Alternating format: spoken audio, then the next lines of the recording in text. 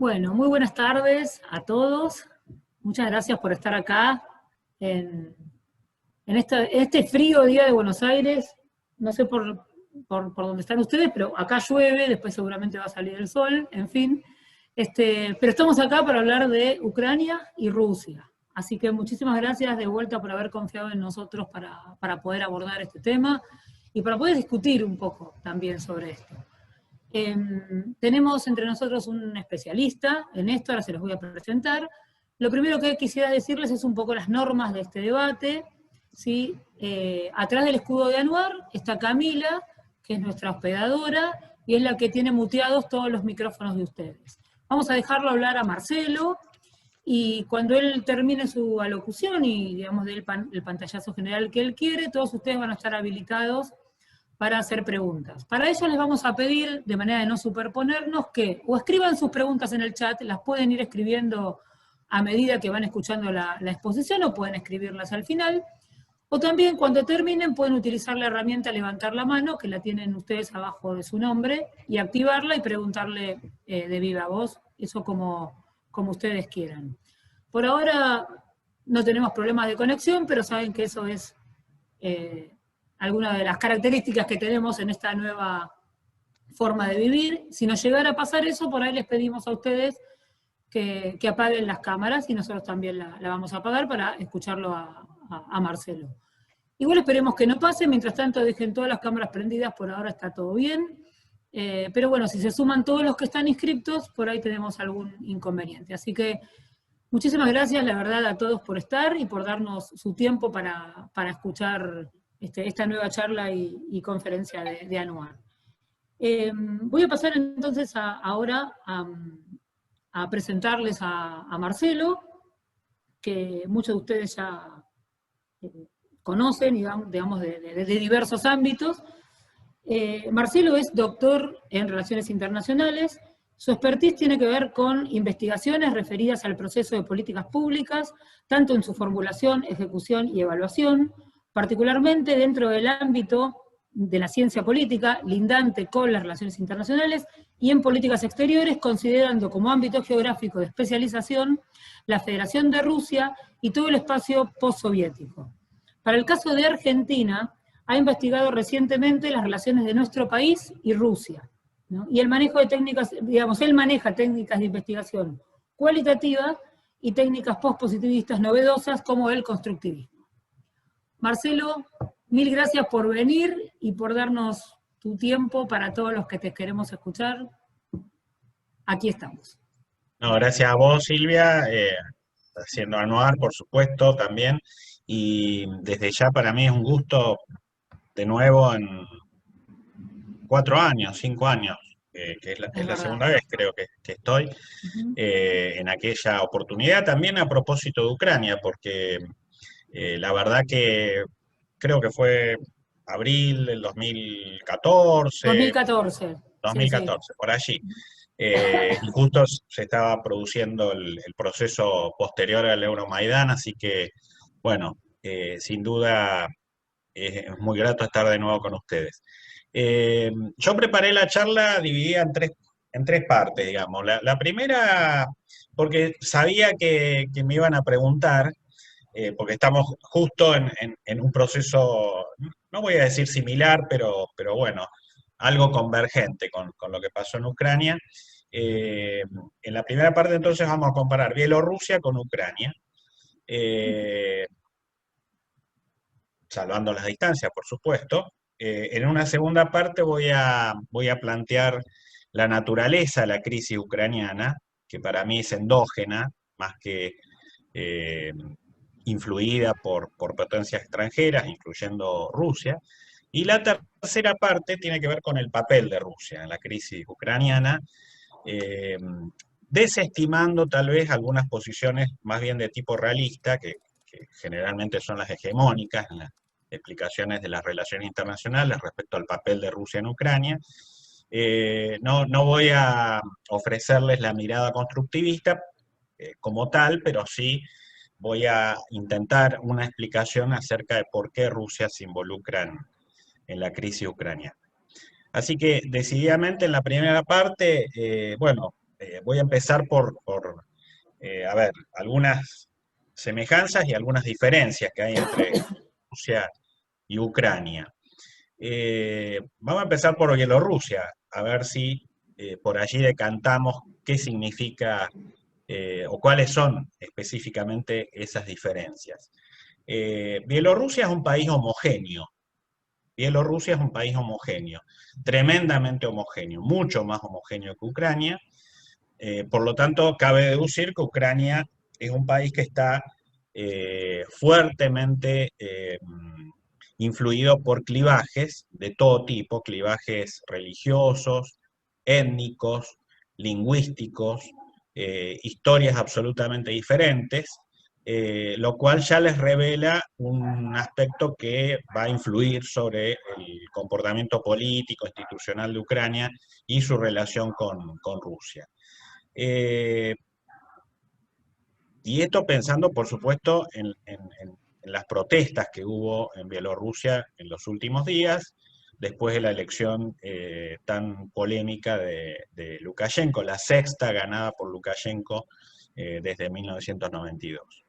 El segundo aspecto, y hablando de Lukashenko, es que Lukashenko lidera un proceso, un régimen político de gran fortaleza, por lo menos hasta hace 2 domingos, de gran fortaleza institucional. Lukashenko no es Yanukovych, Lukashenko no es el presidente que cayó con el Euromaidán, el presidente ucraniano que cayó con el Euromaidán, tiene un fuerte control político institucional sobre la sociedad civil, y bueno, desde luego, ustedes lo han visto, las protestas fueron rápidamente reprimidas al día siguiente, y durante estos días hemos visto una gran cantidad de tensiones y también, por supuesto, heridos por la represión, hay 2 muertos, lo cual revela un gran control de la fuerza policial política del régimen de Lukashenko. Cabe deducir entonces que Ucrania está en la vereda de enfrente también en este aspecto. El régimen ucraniano de Yanukovych era mucho más débil que el de Lukashenko. Ya había un precedente en el 2014 previo, que era la Revolución Naranja, 2004. Digamos que el proceso bielorruso se parece en parte más que al Euromaidán al proceso que va a desencadenar la Revolución Naranja, lo cual no implica decir a futuro que Bielorrusia termine con una Revolución Naranja, eso está por verse, pero bueno, claramente no tiene nada que ver lo que pasa en Bielorrusia con el proceso del Euromaidán. Y el tercer punto que me gustaría subrayar en términos de diferencias y semejanzas, ya vamos a ir a las semejanzas, es que la naturaleza de la revuelta o de la rebelión, o de las protestas que desencadenaron el Euromaidán, son absolutamente diferentes respecto a estas que se produjeron en Bielorrusia. Las de Bielorrusia han sido fundamentalmente, o han tenido un carácter anti-Lukashenko, anti-fraude Lukashenko. No está muy claro si hay algún tono positivo respecto al futuro de Bielorrusia. ¿Qué quiere esa oposición que está bastante dispersa, bastante fragmentada? Que lo único que los ha unido es la bronca, el rechazo contra el supuesto fraude de Lukashenko. En cambio, con los 2 antecedentes, tanto la revolución del 2004 como la del 2014, la oposición ucraniana sí tenía claro qué hacer con el régimen de primero Yanukovych, o mejor dicho, el régimen que, sí, con la elección que va a depositar en el poder a Yanukovych de manera fraudulenta, y después en el 2014 con el propio Yanukovych ya llegando al poder de manera legítima en el 2010. Así que ahí tienen 3 grandes diferencias. Por supuesto, hay semejanzas que tienen que ver con, la élite, tanto ucraniana como la bielorrusa, emergen del proceso de descomposición de la Unión Soviética prácticamente intactas. tanto Ucrania como Bielorrusia van a ser gobernados por una élite postsoviética que es la anterior a la existente al final de la Unión Soviética. Básicamente dirigentes comunistas que apenas se produce el final de la Unión Soviética, firmado por ellos mismos, porque no hay que olvidar que en el bosque de Bielorrusia, ahí mismo en Bielorrusia, se firma el acta de función de la Unión Soviética en diciembre, en la Navidad de diciembre del 91, el año que viene se van a cumplir 30 años, por tres países, Rusia, Bielorrusia y Ucrania, que habían sido casualmente los tres países que habían prácticamente sido el embrión de la Unión Soviética. Entonces, la élite postsoviética es prácticamente la misma que la élite soviética que había gobernado esos tres países. Bueno, en el caso de Rusia, la única gran diferencia fue Gorbachev-Yeltsin, digamos. En todo caso, Yeltsin va a continuar su mandato. Este año se cumplieron 30 años de la elección que lo catapultaría como presidente de la Federación Rusa, antes de la separación de la Unión Soviética. Por lo tanto, hay una gran continuidad, hay un gran continuismo en político, digamos, en ambos países. La misma estructura de poder, básicamente dirigentes comunistas, aliados a Siloviki, es decir, a agentes de las fuerzas secretas, de seguridad secreta. En el caso de Rusia está claro, KGB reciclada en FSB, Ucrania lo mismo, la Berkut, en Bielorrusia lo mismo. Entonces, allí hay una amalgama muy interesante de continuidad también, por supuesto, reciclada, pero de continuidad al fin, en un proceso de descomposición del Estado generalizado, en un proceso de descomposición imperial, por supuesto, en donde la fuerza de seguridad y parte de la élite partidaria lograron mantenerse en pie. No es el mismo proceso que veríamos en Polonia, en Checoslovaquia, en la ex Checoslovaquia, en Alemania Oriental, donde los grupos, las organizaciones de derechos humanos lograron, por ejemplo, descubrir, en el caso de Alemania Oriental, los archivos secretos de los 9 millones de Alemania Orientales, quemándose en los edificios de la Stasi.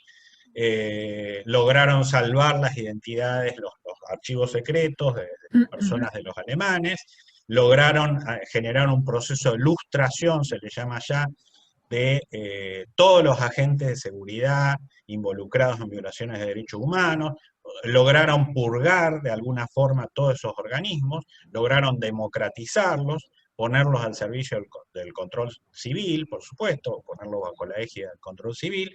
En el caso ucraniano, en el caso bielorruso, en el caso ruso, en el caso georgiano, fue muy poco lo que se pudo hacer en ese sentido, porque, bueno, insisto, estas organizaciones estatales lograron mantener el control de la situación, no fueron los grupos de derechos humanos o la sociedad civil lo suficientemente fuertes como para terminar con esta lógica, y bueno, por eso se habla de que estos países han sido gobernados prácticamente por verdaderas mafias desde el 91-92 en adelante. Y no voy a dejar de mencionar acá los famosos oligarcas, ¿no? Una estructura de poder partidaria, el ex Partido Comunista, los Siloviki, los grupos de inteligencia o la policía secreta de cada país, más los oligarcas, bueno, generan un bloque tremendamente homogéneo, tremendamente férreo, frente al cual la sociedad civil lamentablemente no pudo hacer frente. Y eso explica los rankings tan bajos de Freedom House y los calificativos de regímenes políticos y liberales y demás, que se han ganado estos tres países, digamos. Involucra también a Rusia, con algunas salvedades referidas a las diferencias y o no continuidades entre Yeltsin y Putin. Sobre lo cual, si quieren, después en las preguntas podemos explayarnos.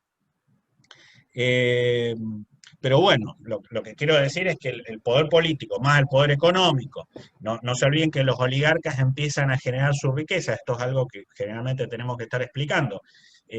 No la generan después de la caída de la Unión Soviética, la empiezan a generar antes de la caída de la Unión Soviética, en el periodo final de la perestroika, con Gorbachev.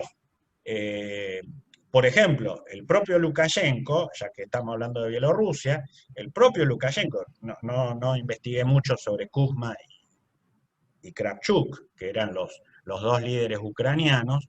El propio Lukashenko era manager, era gerente de una empresa de criadero de cerdos en Bielorrusia. Y a su vez era dirigente político del partido. O sea, en sí mismo tenía las dos funciones, digamos, político, dirigente político de la Parachik del partido y cuasi empresario, manager de una empresa estatal de criadero de cerdos, por supuesto, era un gerente estatal, era un burócrata que se adueñaría de la empresa una vez que se produce la descolectivización o la desnacionalización de las empresas estatales en el periodo postsoviético. Imagínense el poder que eso implica. Hace pocos días atrás Sputnik publicó, si les interesa, la lista de los 10 hombres más poderosos de Rusia, y si ustedes ven la biografía de esos 10, porque por supuesto ellos año tras año tienen que publicarlas, los patrimonios, las riquezas que tienen y demás, los activos que tienen, las cuentas, dónde las tienen y demás. Supuestamente ninguno de ellos puede tener cuentas ahora abiertas en otros países. Después podemos hacer un comentario respecto a eso, pero van a ver una gran coincidencia entre la militancia política, digamos, la militancia gerencial en los organismos del Estado, con las riquezas que han logrado a lo largo del tiempo, por supuesto, insisto, desde aquel momento, desde el final, los últimos años de la Unión Soviética y principios de la Rusia, de la Bielorrusia y de la Ucrania postsoviética.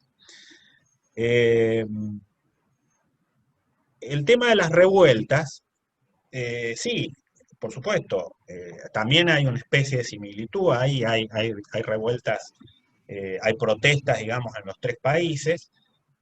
Por supuesto, como dije anteriormente, hay diferencias en relación a los resultados de esas revueltas. Remarcando ahora de nuevo la diferencia, por ejemplo, en el caso de Ucrania tuvo dos revoluciones, la naranja del 2004 y la del 2014, el Euromaidán, y la cantidad de muertos, bueno, en el caso de Ucrania tuvo 13.000 muertos después del Euromaidán por la guerra del sudeste y unos 30.000 heridos. En el caso de Bielorrusia ahora ha tenido apenas 2 muertos y muy pocos heridos, 250 heridos y 6.000 detenidos, ¿no? Lo cual revela que Lukashenko ha podido evitar ese baño de sangre que supuso el Euromaidán de Ucrania. De nuevo, con respecto a las similitudes, el apoyo externo en todos los casos, tanto en las protestas bielorrusas, como en las dos revoluciones ucranianas, como en las protestas que voy a mencionar después cuando hable de Rusia, 2011-2012, las protestas del año pasado, por corrupción, por fraude, por el tema de la proscripción del Navalny, es decir, piensen en todas las protestas que tuvo Rusia desde que está Putin en el poder. Es innegable el apoyo de estos grupos de activistas civiles, no en la versión tal vez conspiranoide del Kremlin, pero es innegable el apoyo de organizaciones, fundaciones norteamericanas, europeas, la Fundación Open Society de Soros, etcétera, etcétera, que, bueno, el apoyo de Jodorowsky desde Suiza y demás. Eso es innegable porque uno podría llegar a interpretar todo esto como una especie de guerra de mafias también, ¿no? Es decir, las mafias que antes estaban todos aliados en el poder, bueno, que van sufriendo desprendimientos, van sufriendo vendetas, y entonces esos que estaban en el poder y ahora están en la vereda de enfrente, bueno, empiezan a conspirar contra los regímenes que los han ido marginando. Es decir, con esto yo voy intentando desmitificar, no sé si se dan cuenta, todo esto de ver una especie de historia maniqueísta en la que los gobernantes de estos países son los malos, los dictadores y demás, y los de afuera son los buenos, que están apoyando a la causa democrática, liberal, digamos, en estos tres países. Esto, a ver, desde un punto de vista tal vez liberal, uno podría concebirlo así, pero la verdad que al poco tiempo de reflexionar bien sobre este tipo de situaciones, el relato se cae, porque uno empieza a ver que los buenos no son tan buenos, los malos sí, son bastante malos, digo, pero no lo son en términos de que si son reemplazados la situación mejoraría, ¿no? Lo más probable es que haya un cambio de figuritas y nada más. Y sigo con las similitudes. De nuevo, recuerden las diferencias, porque las diferencias hacen al hecho de que el desenvolvimiento de los acontecimientos en Bielorrusia no necesariamente sea el que vivió Ucrania, yo diría afortunadamente, y no porque lo quiera Lukashenko. El papel de Rusia, ¿no? Porque en ambos regímenes, tanto en el régimen ucraniano como en el régimen bielorruso, por supuesto, la relación con Rusia fue bastante aceitada, pasó por distintos procesos, por supuesto, también, como lo es la relación con Lukashenko. Ustedes habrán visto que Lukashenko en los últimos meses, o en el último año, podría decirse, empezó a distanciarse un poco de Putin. Era un gran aliado, y sin embargo empezó a coquetear, y hay notas, muchas notas en la prensa rusa de eso, hay notas también en la prensa occidental, por supuesto.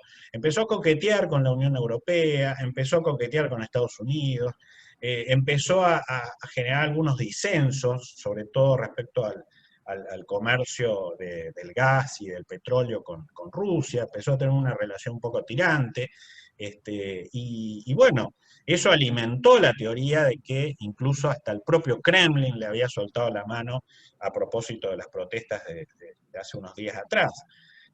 Bueno, pero lo mismo pasó con los ucranianos. No crean que la relación con Kravchuk y con Kuzma antes del 2004, como la relación con Yushchenko después del 2004, que era supuestamente anti-Kremlin, como la relación con Yanukovych antes de caer en el 2014, hubiera sido idílica o, en el caso de Yushchenko, fuertemente recelosa. No necesariamente. Ha tenido sus bemoles, pero en todos los casos, bueno, por supuesto, Rusia está atrás. Es innegable que para Rusia es un patio trasero muy valioso desde el punto de vista geopolítico, eso se lo dirán mejor los realistas, y bueno, claramente ahí algo tiene que decir Rusia si hay procesos de inestabilidad en estos países. Bueno, esa es la diferenciación entre el caso ucraniano y el caso bielorruso. Yo les aconsejo, hay un artículo muy interesante de Amy McKinnon, no sé si lo puedo escribir acá, a ver. Sí, escribirlo en el chat. Sí, escribirlo tranquilo en el chat. Amy McKinnon en Foreign Policy, donde justamente ella ensaya esta explicación de por qué no necesariamente lo que está ocurriendo en Bielorrusia tenga el mismo desenlace que Ucrania. Por supuesto es hipotético, por supuesto ustedes saben que este tipo de situaciones son, bueno, pueden tener muchas opciones, muchas alternativas, eh, dependen mucho de eso que Maquiavelo valoraba, que es este tema del mantenimiento en el poder, el tiempo, el mantenimiento en el poder, el carácter de la represión. No necesariamente cuando un gobierno reprime se muestra fuerte. El Lukashenko de hoy no es el mismo Lukashenko de hace 10, 15 años atrás. Las fuerzas opositoras pueden encontrar algún tipo de liderazgo que hasta ahora no lo han tenido. Bueno, se pueden dar muchas otras circunstancias que todo esto que dijimos pueda caer en bolsillo de saco roto. Pero hasta ahora esa es la foto, digamos, que podemos sacar de ambos países. Con lo cual, bueno, por supuesto, soy bastante pesimista respecto a que pueda ser derrocado Lukashenko de la manera en que fue derrocado Yanukovych. No comparto los valores de Lukashenko, eso tiene que quedar claro. Tal vez esté más cerca, si yo fuera ciudadano bielorruso, tal vez estaría más cerca de los activistas bielorrusos, de los jóvenes y demás. Yo suelo tuitear bastante, en general, las fotos que salieron hoy, por ejemplo, los videos que sacaron algunos chicos. Digo chicos porque en general son bastante jóvenes, sobre, no sé si vieron, unas pelotas que giraron con la cara de Lukashenko y demás en las calles de Minsk. Es bastante original la protesta y demás. La policía bielorrusa es tremendamente severa, castigadora, usan uniforme de civil, te secuestran a plena luz del día, te detienen sin ningún tipo con total desparpajo, ¿no? Pero bueno, eso, por supuesto, puede variar en las próximas semanas. Insisto, si es que Lukashenko comete algún error, algún asesinato, algo alguna torpeza, digamos, que haga que la gente cambie la ira y el enojo por mucha más ira y enojo, y eventualmente la represión crezca y eso genere una especie de baño de sangre, porque ahí, bueno, por supuesto, Europa va a tener que tomar cartas en el asunto, el Kremlin se va a poner nervioso, etcétera, etcétera, etcétera, ¿no? Eso, estemos atentos porque todo lo dicho por McKinnon, lo corroborado por mí, puede eventualmente quedar en el archivo.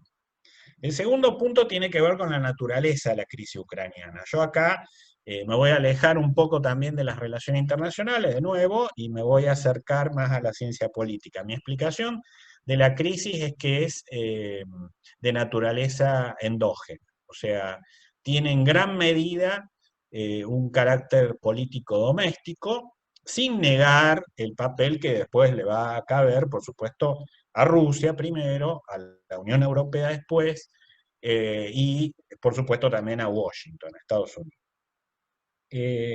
¿Por qué? Porque, bueno, a ver, si hacemos una breve síntesis, básicamente lo que pasó por aquellos días de noviembre del 2013, cuando Yanukovych estaba en el poder, recordemos que Yanukovych había sido un protagonista de la Revolución Naranja del 2004, había ganado supuestamente en primera vuelta, vuelve a ganar en segunda vuelta de una manera supuestamente fraudulenta, y en el único caso en el mundo, en el único país en el mundo donde se hacen 3 elecciones por presión de las carpas naranjas, por presión de las ONG, incluso podríamos decir norteamericanas, no pocas rusas también, que favorecían la democracia en Ucrania por tiro de elevación a Putin, y recién en la tercera vuelta, digamos, ahí gana la oposición, gana Yushchenko sobre Yanukovych. Yanukovych se queda sin nada. Pero bueno, siguió siendo un protagonista, sobre todo en términos de la oposición parlamentaria, a esa frágil coalición que gana en el 2004 entre Yushchenko y Timoshenko, Yulia Timoshenko, la famosa princesa del gas, que luego pragmáticamente hace un acuerdo del gas increíble con Putin, cuando Putin estaba como primer ministro ruso de Medvedev en el 2008-2009, lo cual le gana el mote a ella, no solamente princesa del gas, sino de traidora a la causa supuestamente liberal, democrática, procapitalista, proeuropeísta de la coalición ganadora en el 2004, en la tercera vuelta, digamos. Y entonces en el 2010, ya con una sociedad civil totalmente desesperanzada, totalmente desencantada, defraudada por la coalición europeísta, democrática, liberal, antirrusa, digamos, traicionada, podríamos decir, también, Yanukovych vuelve al poder.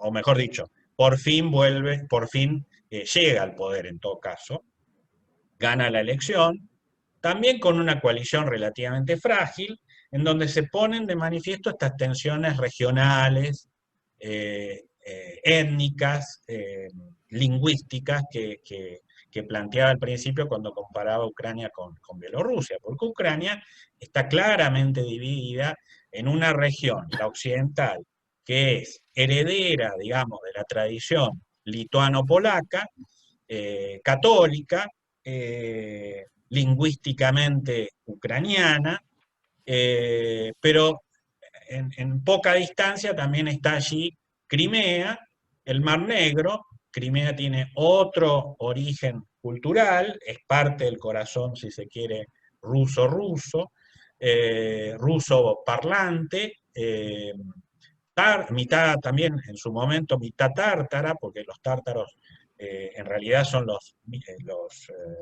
el pueblo originario de esa región.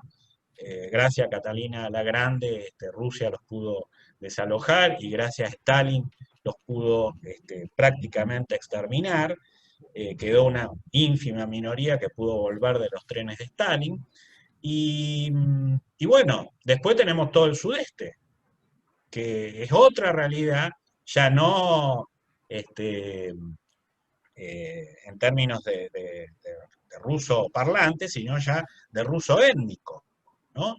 Entonces, con lo cual, y además, bueno, la inserción económica del sudeste, porque el sudeste le fabricaba a la vieja Unión Soviética las ojivas nucleares. No se olviden que Ucrania llegó a ser, a ver, Ucrania era parte esencial del arsenal soviético. En 1992 Ucrania era la tercera potencia nuclear de este mundo, digamos, si lo hubiera puesto en un ranking transparentable a nivel mundial, ¿no?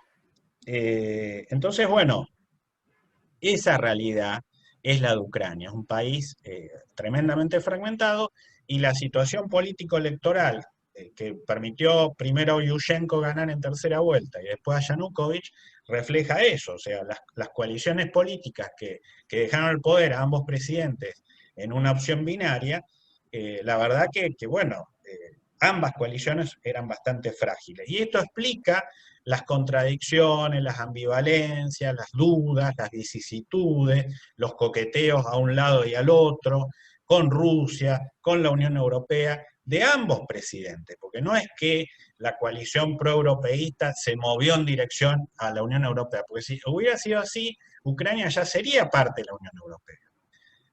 Y tampoco, en el caso de Yanukovych, no era un mero empleado del Kremlin, porque de ser así, se hubiera evitado el Euromaidán, es decir, Putin hubiera reaccionado como reaccionó el otro día con Lukashenko, al día siguiente, querés seguridad militar, Rusia te la da, ni siquiera con el préstamo que le ofreció al día siguiente de la amenaza de la firma del acuerdo comercial con la Unión Europea, lo pudo convencer a Yanukovych, no a Yushchenko, a Yanukovych, al que supuestamente era su empleado, ¿no? En la lógica de The Guardian, en la lógica de los medios occidentales, ¿no?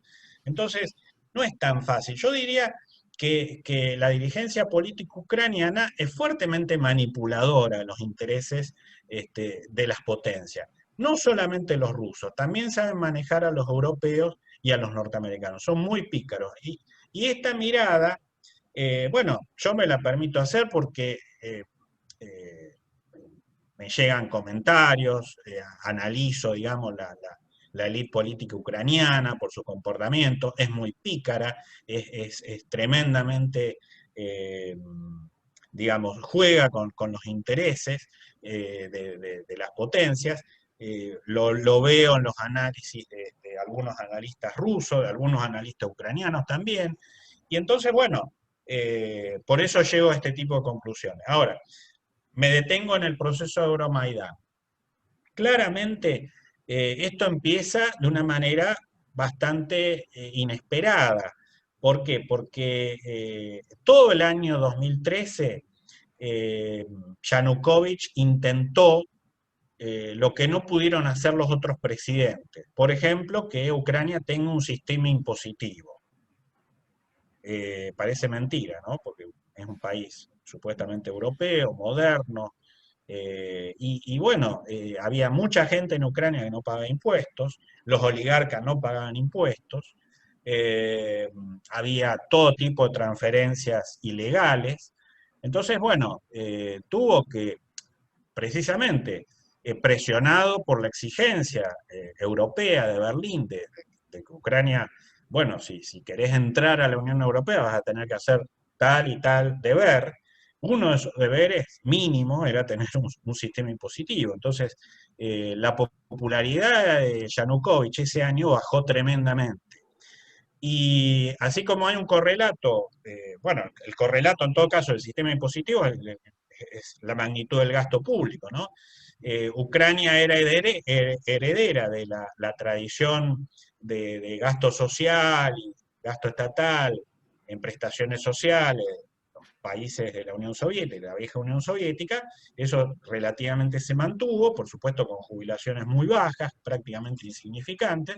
Bueno, cuando llegó la exigencia de relativamente bajar el gasto público, bueno, lo primero que surgió ahí fueron los subsidios a los estudios universitarios y el pago de jubilaciones. Resultado, las primeras protestas en noviembre del 2013 fue la clase media, los jubilados y los estudiantes. Así se originó el Euromaidán. No tiene nada que ver con una lógica de queremos la firma del acuerdo comercial con la Unión Europea. En todo caso, ese reclamo, esa demanda, fue de la Revolución Naranja, el 2004, pero no del Euromaidán, inicialmente. Entonces, ¿qué hace Yanukovych? Reprime. Y reprime a lo de la Rúa, reprime de manera torpe, hay heridos y demás. Y entonces, claro, la oposición se empieza a radicalizar, ya no son los estudiantes y los jubilados los que están en la calle.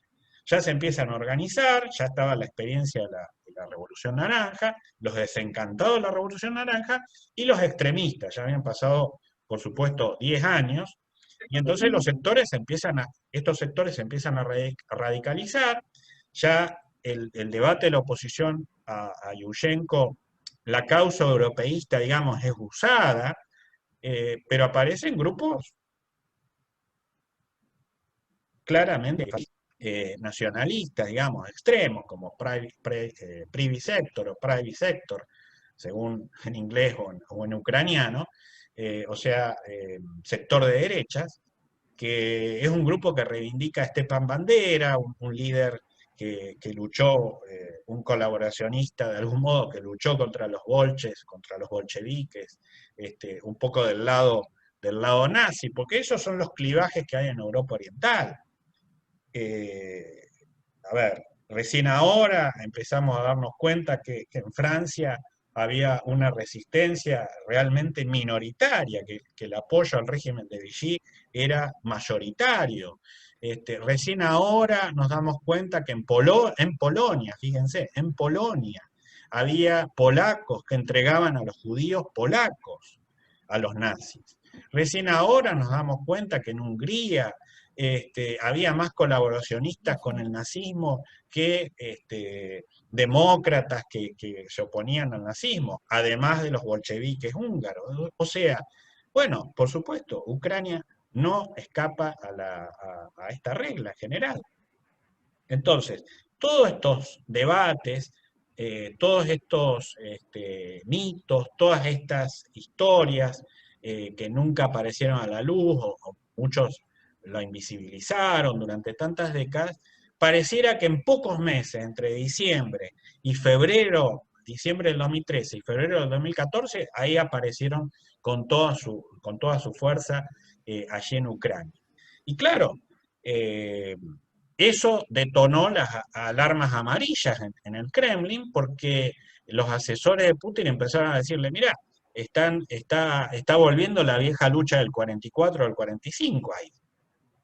Y máxima la sorpresa, mayor la sorpresa cuando eventualmente empezaron a ver que Washington estaba patrocinando eso, o Berlín se hacía el distraído cuando empezaba a aparecer ya apoyo logístico en términos de francotiradores, en términos de armaduras, no sé si vieron los campamentos, la logística de la comida, a los acampados en la Plaza Maidán, 3 meses, ¿no es cierto? Imaginemos los piqueteros tomando el obelisco durante 3, 4 meses ahí, con apoyo externo, para que caiga un gobierno democrático, ¿no? Digo, no, tampoco estoy defendiendo a Yanukovych, porque Yanukovych tenía su policía secreta y demás. Estoy diciendo que la cosa se radicalizó de tal forma que se llegó a un grado de desenfreno y de locura absoluto.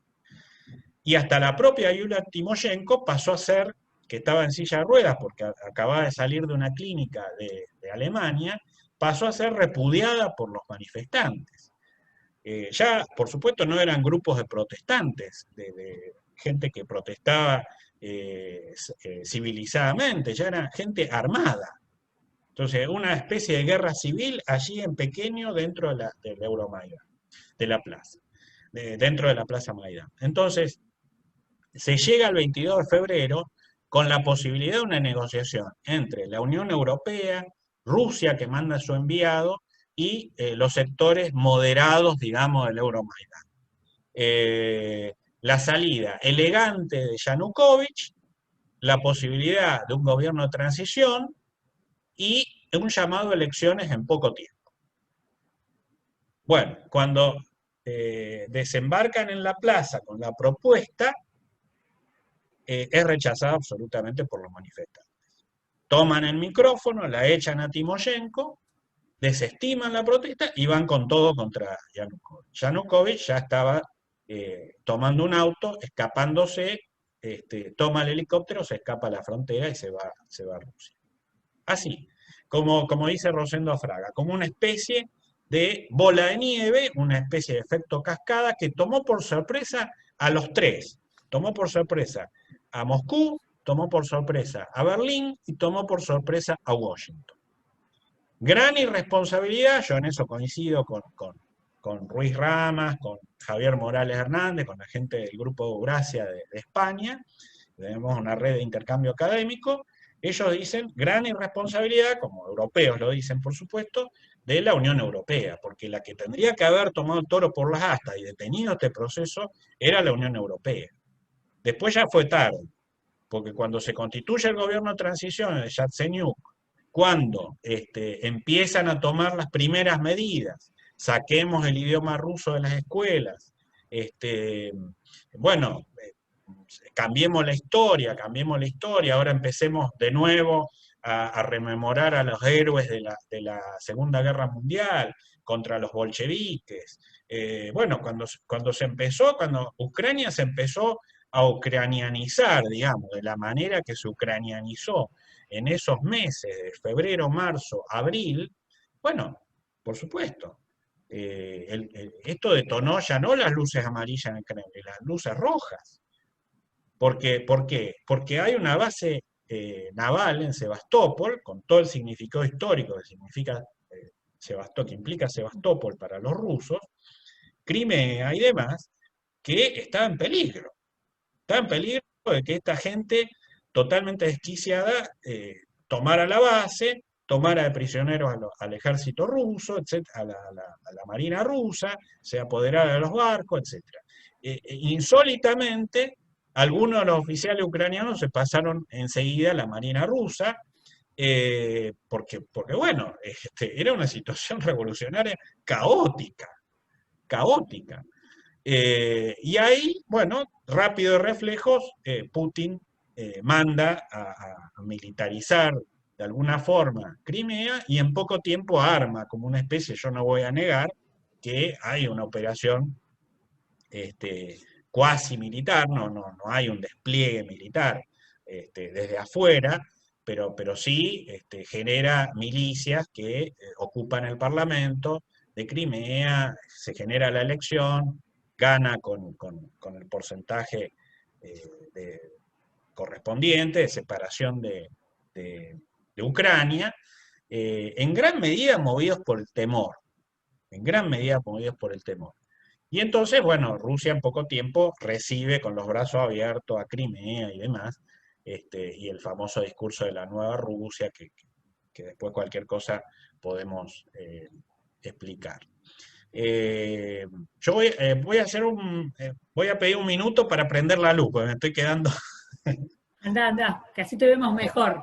Prendé la Dale. luz tranquilo.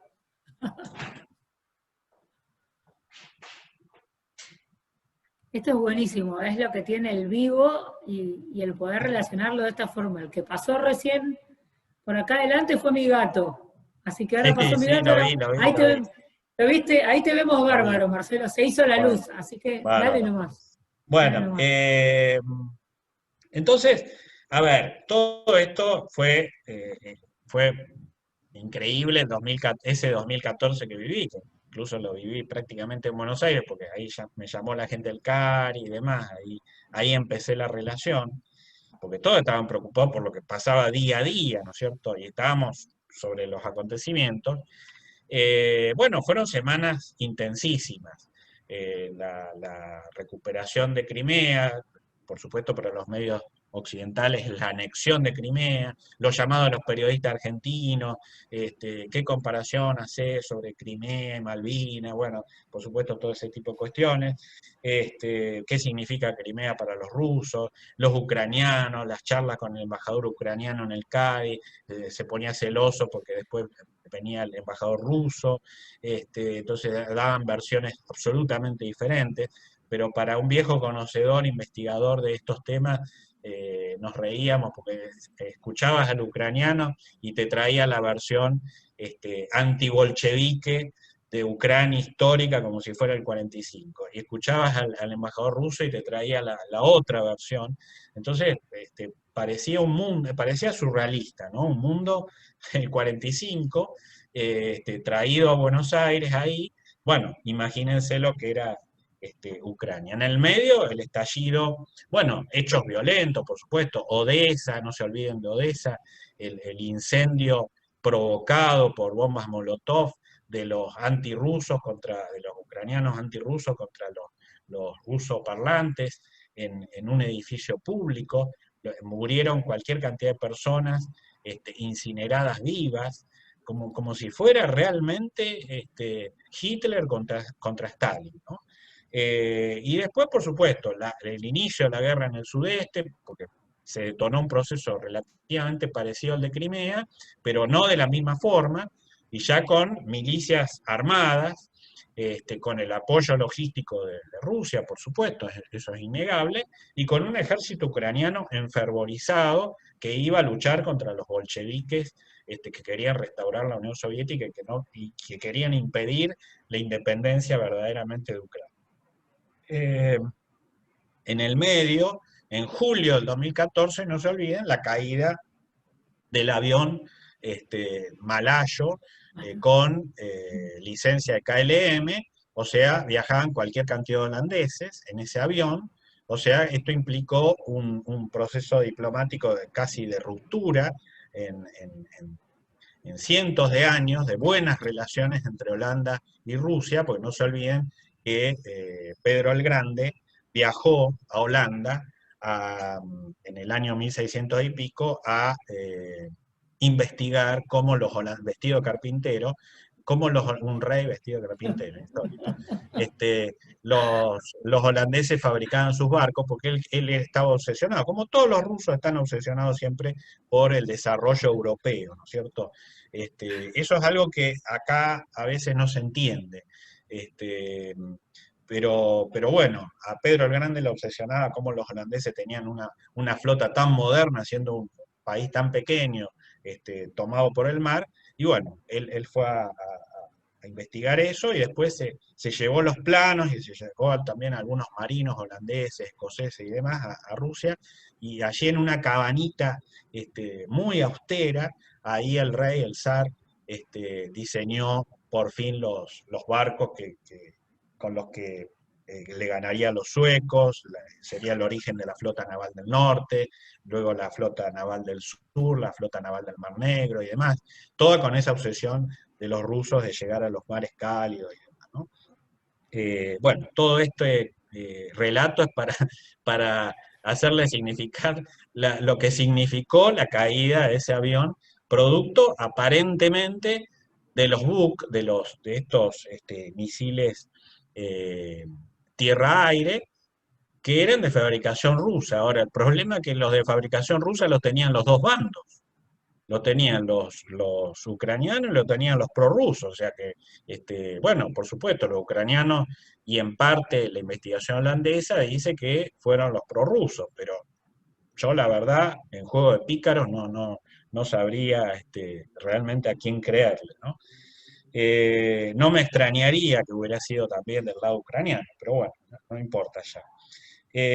Lo cierto es que, como se darán cuenta, Rusia se involucra no porque hay un plan del Kremlin en entrar en la crisis, hay una cuestión, si se quiere, defensiva y va detrás de los acontecimientos. Putin no es un gran estratega, Putin es un gran táctico en todo caso, sabe sacar provecho de las oportunidades que se le presentan, pero no es un hombre que tenga a largo plazo una mirada con claridad de qué hacer y qué no hacer, cómo moverse, pero sí es un rápido, una especie de gato, digamos, que está siempre pendiente de los vacíos o de las oportunidades que se le plantean. Entonces, por eso él, con un carácter absolutamente defensivo, entra en este conflicto.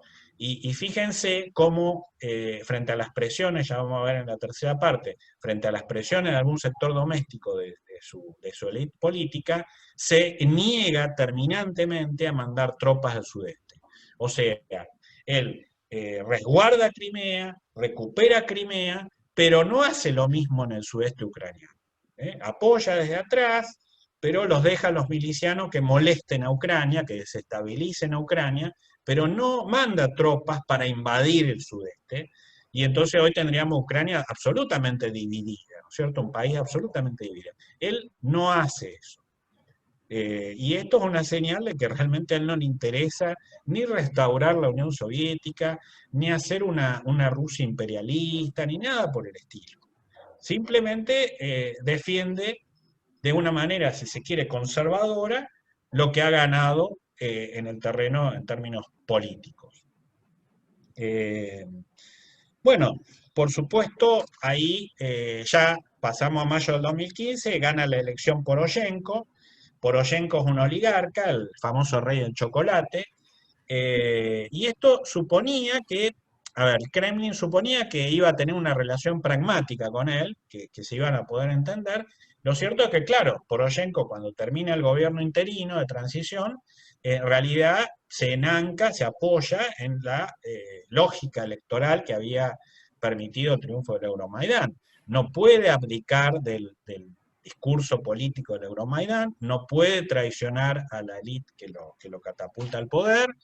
Entonces, bueno, lamentablemente para él y para Rusia, todo el acuerdo de Minsk de algún modo queda vacante, porque en la práctica es muy poco lo que se avanza, yo diría casi nada, y la guerra se empantana y la negociación se termina, porque Poroshenko tiene un discurso belicista de preservación de la independencia de Ucrania y de intento de recuperación de Crimea, que en realidad es retórico, porque Ucrania no estaba en condiciones para nada de recuperar Crimea, no podía hacerlo físicamente, de facto, y Rusia tampoco se va a mover un ápice de su posición, va a seguir intentando desestabilizar, o por lo menos impidiendo que Ucrania se genere un baño de sangre en el sudeste, y el resultado, bueno, es dramático en términos humanitarios, a Silvia que me importan esas cuestiones. 900.000 ucranianos se van de Ucrania, 600.000 se van a Rusia, y 3 a Rusia, fíjense, se van, eligen irse al país que supuestamente los está agrediendo, ¿no? Y 300.000 se van a Alemania. Yo me quedé sorprendido el año pasado, estuve en Alemania. En Alemania hay 2,5 millones de rusos viviendo. Y hay muchísimos ucranianos, porque donde están los rusos seguramente están los ucranianos ahí al lado, ¿no? Compartiendo bares, hoteles, los negocios de alimentos, los mini mercados, ¿no es cierto? Y van siempre con sus carteles, todos hablando en ruso, hablando en ucraniano, y ahí se emborrachan, se pelean, pero no hay guerra entre ellos, por supuesto. En Alemania viven felices porque tienen un Estado benefactor que los beneficia, trabajan a destajo, ganan muy bien. Los alemanes le entienden el ruso, porque muchos alemanes hablan ruso desde la caída del muro de Berlín. Entonces allí viven felices las dos comunidades, como viven en Argentina, los ucranianos y los rusos, ¿no? Sobre todo ahí en Buenos Aires. Pero, fíjense, en sus propios territorios parece que el diálogo era imposible, sobre todo en los años de Poroshenko. Hasta que en el año, bueno, la presidencia de Poroshenko termina pésimo en la relación con Rusia. Recuerden el incidente de los marineros ucranianos detenidos por el patrullero ruso en el mar de Azov. Recuerden bueno, la gran cantidad de prisioneros que había de ambos lados, la gran cantidad de voluntarios de todos los países, incluso de Europa, italianos, franceses, de extrema derecha, por supuesto, comunistas de estos países, búlgaros, bielorrusos, rusos, voluntarios que se fueron a pelear al sudeste como si fuera la reencarnación de la Segunda Guerra Mundial, entre Stalin y Hitler, ¿no? Toda esta locura se vivió entre el año 2015 y 2019. Para terminar con un episodio tragicómico, que fue el cisma de la Iglesia Ortodoxa, fogoneado por el propio Poroshenko, por supuesto, porque la causa militar política tenía que tener, como todo cristiano ortodoxo, tenía que tener su fundamento religioso, ¿no es cierto? Entonces la iglesia ortodoxa, por obra y gracia del patriarca de Constantinopla, ¿no?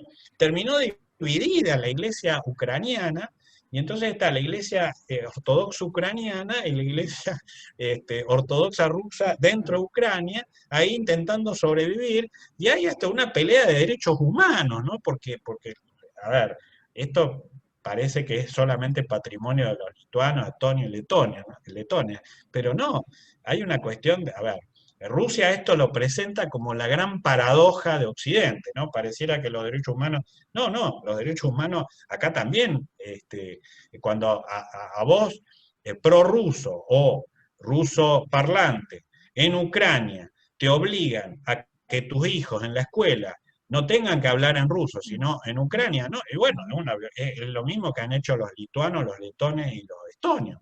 Y tómenlo con el sentimiento que lo toman los rusos para colmo, porque para los rusos, cuando los polacos destruyen los cementerios de los soldados soviéticos en Varsovia, pasan con la retroexcavadora y destruyen los cementerios, dicen, pero pucha, voy a parafrasear a Fernández, pero pucha, ¿cómo puede ser que mis abuelos, mis abuelos, mis bisabuelos dieron su sangre por esta gente para liberar, entre comillas, liberar, porque ya sabemos cómo liberaron, pero bueno, para liberar a Polonia de los nazis y demás, porque ellos no fueron incapaces de sacarse a Hitler de encima, y resulta que ahora vienen estos y destruyen las estatuas, no de Lenin ni de Stalin, destruyen la estatua del soldado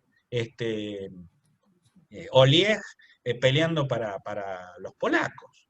Y lo mismo los lituanos, ¿qué pasa? ¿Qué pasa acá? Bueno, el colmo era hacer todo esto, por supuesto, en Ucrania. Ya Lituania, Letonia, Estonia están totalmente perdidas.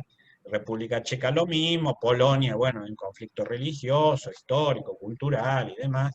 Polonia en su momento invadió Moscú, etcétera. Bueno, pero que lo haga Ucrania, que lo haga Bielorrusia en el futuro, eso ya es intolerable. Entonces, bueno, la fundamentación religiosa, el cisma, las 14 iglesias ortodoxas divididas entre los unos y los otros, o sea, quién reconoce a la iglesia ucraniana ortodoxa, las peleas que se dan hoy mismo con la presidencia de Zelensky, ciudad por ciudad, el cura ortodoxo de una iglesia versus los que quieren recuperar, porque las iglesias fueron expropiadas, digamos, por el poder de la iglesia ortodoxa ucraniana de Kiev. No, todas esas locuras. ¿A dónde voy yo como ucraniano, prorruso? ¿A cuál templo voy, digamos? Y el cura, a ver, todo ese tipo de pujas se están dando hoy mismo con la presidencia de Zelensky. Empezaron, por supuesto, con Poroshenko. Bueno, y ahora sí, Zelensky, un cómico, un actor cómico, un Miguel del Cel, digamos, que llega al poder con un programa, bueno, el programa más visto de la televisión ucraniana de los últimos años, ¿no? Donde él se apodera del Parlamento con hombres armados y demás, y dice, todos los políticos son una porquería, no sirven para nada, y gana enorme popularidad, y bueno, resulta que a él le van y le dicen, bueno, tenés que ser candidato, él acepta. ¿Quién se lo dice? Bueno, no está muy claro, aparentemente hay un magnate, un oligarca, Holomoisky, que es de origen judío, Zelensky es de origen judío, esto complica más todavía la situación. Se supone que alguien de origen judío, un ucraniano de origen judío, no va a estar muy a favor de los grupos de extrema derecha, se supone, pero bueno, también hay judíos prosionistas y judíos antisionistas, así que eso complica la cuestión. La cuestión es que, valga la redundancia, Zelensky gana la elección, se la gana Poroshenko, increíblemente, y esto abre la expectativa de una buena relación con Putin, porque Putin, de alguna manera, quería un rival para Poroshenko. Pero bueno, tampoco es mucho lo que puede hacer Zelensky, porque Zelensky no deja de ser votado por esa parte occidental de Ucrania, bueno, que tiene una rivalidad histórica, cultural con Moscú, y que no acepta que Ucrania sea gobernada desde el Kremlin, o sea influida por el Kremlin y demás. Entonces, ha habido algunos avances, conversación física, entrevista física en diciembre del año pasado entre ambos, intercambio prisionero, bueno, la reunión en París también, el famoso cuarteto Normandía, el respeto de los acuerdos de Minsk, la entrega de prisioneros de un lado y del otro, no sé si lo vieron, justo antes de la pandemia, y el plazo de un año para resolver esto, ¿no? Que se acabe la guerra, el 27 de julio fue el cese del fuego, 27 de julio, fíjense, han pasado cuántos días. Bueno, ya ha habido 5 violaciones del cese del fuego, o sea, pedirle a un ucraniano o a un ruso que se pongan de acuerdo y demás, que no se hagan trampa, bueno, es muy difícil, ¿no? Porque entre ellos se conocen mejor que nadie. Así que son como dos jugadores de truco. Entonces, bueno, ahí tienen un problema de difícil desenlace, tampoco podemos augurar qué puede pasar. Yo creo que el Kremlin va a tratar de ganar tiempo.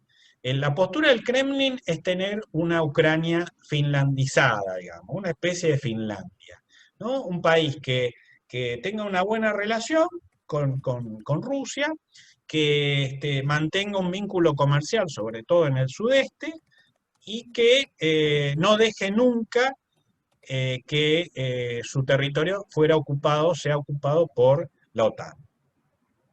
Si entra o no entra a la Unión Europea, y bueno, que entre a la Unión Europea. Total, la Unión Europea de hoy, a un país postsoviético ya no le puede garantizar lo que le pudo haber dado, garantizado a España en el 86 o a República Checa en los 90, ¿no? Imagínense.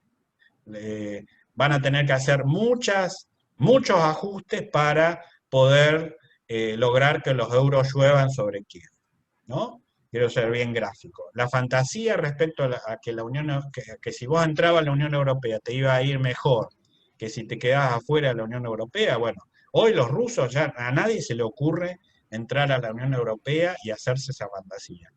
Creo que los ucranianos todavía están asidos a esa fantasía, la mitad de Ucrania, la otra mitad no quiere saber nada, por supuesto, pero bueno, que sigan así, que sigan imaginando que se van a salvar gracias a que de Berlín le van a llover los euros. No va a pasar nada de eso, pero bueno, es legítima la expectativa.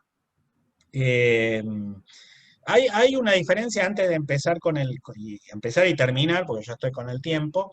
Hay una referencia conceptual muy importante que tiene que ver con la comparación entre Ucrania y Rusia.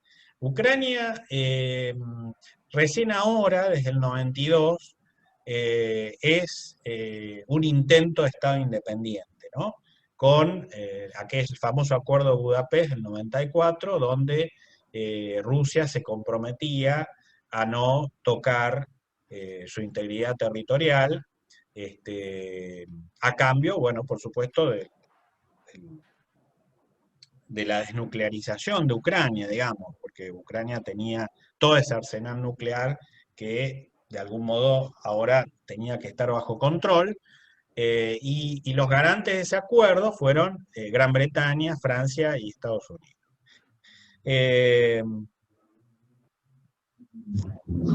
El contexto de ese acuerdo es absolutamente diferente al actual, se dan cuenta. La Ucrania de ese momento no es la Ucrania de hoy. La Rusia de ese momento era una Rusia, como le gusta decir a mi amigo Alberto Huyenreuter, humillada, relegada, prácticamente mendicante, la Rusia de Yeltsin, ingenua, porque creía que también le iban a llover los dólares de Occidente, los dólares de Bill Clinton, se creía que iba a formar parte de Occidente y demás. Bueno, todo eso hoy no existe más tampoco. La Rusia de hoy sabe que ha sido prácticamente traicionada por los acuerdos de Gorbachev con Baker y con Kohl, porque, bueno, el ejemplo más elocuente de la traición ha sido la expansión de la OTAN, ¿no es cierto? La OTAN existe, el Pacto de Varsovia ya no existe más, y la OTAN se ha ampliado hacia el este mucho más allá de Alemania, porque la promesa era de Alemania no nos movemos, ¿no es cierto?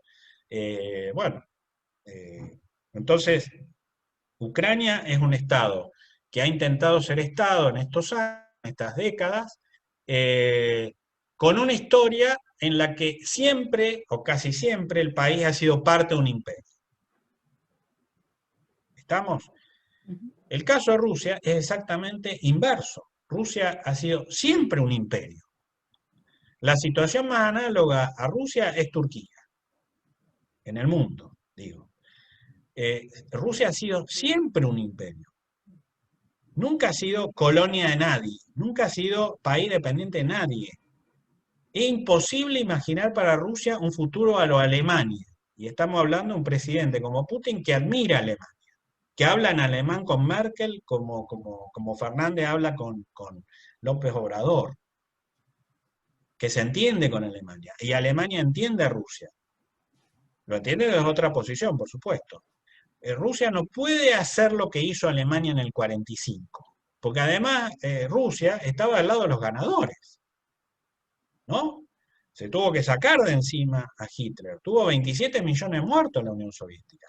Por eso los desfiles del 9 de mayo son tan sensibles para el alma rusa, porque dicen, nosotros luchamos, pusimos los muertos y resulta que los tenemos que homenajear nosotros. No viene ningún europeo, ningún norteamericano a reconocernos, che, pusieron semejante, y además les destruyeron el territorio. Le tenemos que hacer homenaje a Stalin, que fue un genocida, un carnicero, porque nadie, claro, nadie entiende cómo Stalin. Bueno, esto hay que contextualizarlo. Todas las familias rusas tienen un muerto, 2, 3, 5, 10, 20 en sus familias. El famoso regimiento inmortal, ese que desfila todos los 9 de mayo, que bueno, que este año no pudo hacerse, tuvo que hacerse unos meses más tarde, pero vean en YouTube lo que es, y el sentimiento de los rusos. Esto no es la restauración de la Unión Soviética, no es el amor a Stalin, no, es porque es el amor a la tierra, ellos aman esa tierra, que es tremendamente hostil, destructiva, incluso para el ser humano, pero ellos lo aman eso. Entonces, entender eso en un mundo tan racionalista, entender que para un ruso, la famosa broma de Macri, esta de que vamos a ganarles el mundial y demás, claro, una vez en el IRI me dicen, pero los rusos no tienen sentido del humor. No, no es que no tienen sentido, tienen un sentido del humor fantástico, pero eso los ofende. Y claro, una política exterior que se maneja por el honor o por el estatus, que son valores culturales, no son racionales, en este mundo que está absorbido de un lado por el posmodernismo, o del otro lado por la antigüedad, y bueno, es muy difícil de entender. Yo entiendo eso. Entiendo que para un inglés lo de la política exterior rusa no se entiende. No se entiende si no es volviendo a restaurar el fantasma de la vieja Unión Soviética. Y bueno, entonces, en el último punto trato justamente las intenciones rusas, de algún modo lo he estado diciendo. A mí me gustó mucho un artículo que leí hace poco de un tal Andrei Yakovlev. Lo voy a poner acá. No he tenido tiempo de leer los comentarios, pero bueno, ya lo vamos a hacer. Que habla de un concepto muy, muy paradójico, nunca lo había leído.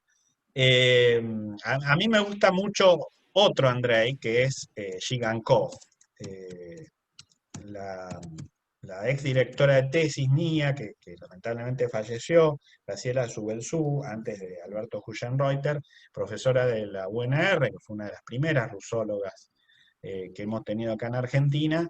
Gracias a ella conocí a Gigankov, digamos, a sus lecturas y demás. Es un profesor ruso que trabaja en la San Francisco State University. Pero Yakovlev me sorprendió. Él habla de una Rusia militante. Y él claramente dice, bueno, es un concepto que nosotros los rusos no lo tenemos, por supuesto, los europeos tampoco, tiene raíces latinoamericanas. Claro, nosotros usamos la palabra militante para todo, ¿no? Bueno, él quiere, digamos, contestar la famosa diatriba de la Rusia neoimperialista o agresiva o asertiva que suele estar en el mundo académico europeo, norteamericano, ¿no es cierto? ¿Qué significa Rusia militante? Es una Rusia que justamente actúa a la defensiva, que actúa reaccionando, que actúa poniéndose de pie nuevamente. Pero no más que eso, no es que se mueve agrediendo, no, se pone de pie, alza su voz, grita eventualmente. La Rusia militante la vemos en Siria hoy, es lo que quería Putin. Si fuera la Rusia imperial, ya Siria sería territorio ruso, ¿no es cierto? Ya hubiera sido una segunda Afganistán. Pero ya todos sabemos cómo terminó el experimento soviético de Afganistán, ¿no? La Unión Soviética humillada, el tanque de Gromov retirándose por el puente. Yo he visto muchos rusos con las remeras en la playa. Yo estuve en Afganistán, orgullosos, pero bueno, fue una derrota humillante. Y Putin no quiere eso. Ustedes han visto la operación en Siria, quirúrgica, raids aéreos, bombardeos sobre las posiciones de ISIS, desnivelando la guerra, salvando el pellejo de Bashir al-Assad, pero sobre todo salvando la base aérea y la base naval de Rusia, incorporadas desde el 75 cuando la Unión Soviética negoció con el padre Bashir al-Assad. Ese era el objetivo. Y sobre todo, un problema doméstico, sacarse los musulmanes radicalizados del territorio ruso. Le dieron el FSB fue súper eficiente, le dio 5.000 salvoconductos, le dio 5.000 pasaportes a los chicos, a los militantes, le dijeron, bueno, ¿quieren ir a pelear? Bueno, váyanse a Siria, muchachos, váyanse, sean reclutados por ISIS, peleen allá, acá no. Y bueno, el terrorismo ahora que asola Rusia cada 2 por 3 es de origen kirguiso, es de origen kazajo, no, ya no es de origen daguestaní, ya no es de origen checheno, ¿no es cierto? Bueno, ustedes saben cómo el terrorismo va mutando, pero digo, no tiene esa raíz islámica, wahabita, que había asolado Chechenia durante los 90 y buena parte de los 2000. Y tiene que ver con la operación Siria.